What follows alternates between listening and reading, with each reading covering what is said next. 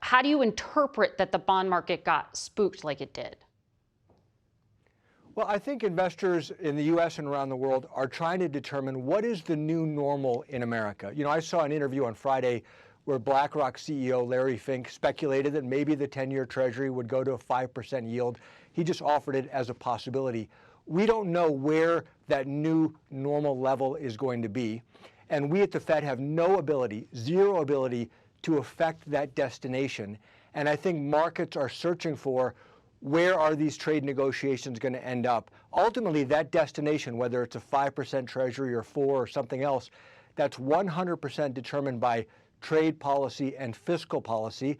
And I think there's a lot of uncertainty in the markets about what is that new destination. And we're going to have to watch and see. And at the Fed, our job is to keep inflation under control so that rate isn't even higher. Right. And just for our audience, when yields going up indicates people are selling treasuries. And when Larry Fink, who I believe is the world's largest asset manager, spoke, he said something about the Fed might not have the ability to do any real easings. Is that what concerns you?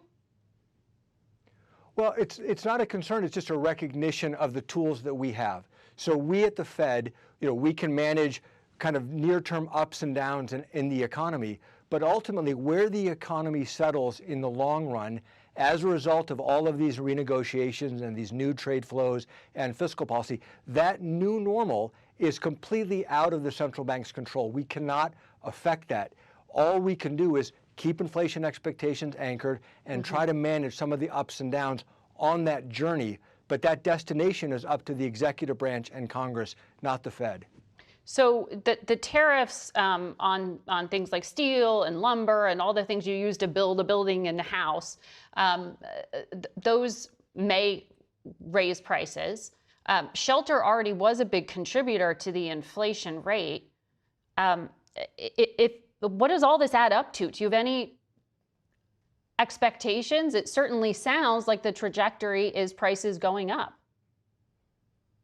Well, there's no question that tariffs by themselves are inflationary. They push prices up, just as you articulated. The question is it a one-time increase in prices and then prices grow slowly from there, or is it something more sustained and ongoing?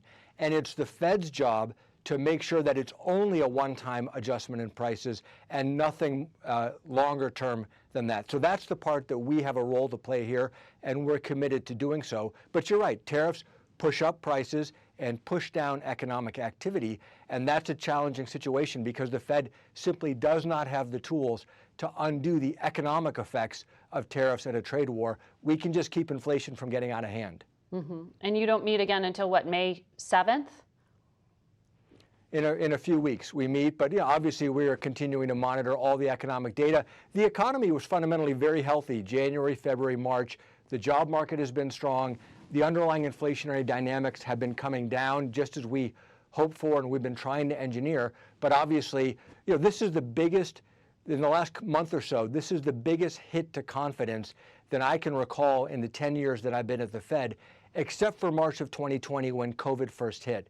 So when there's that type of hit to confidence, it can have large effects on the economy. And we're monitoring that very carefully through the data and through all of our discussions with businesses all around the country.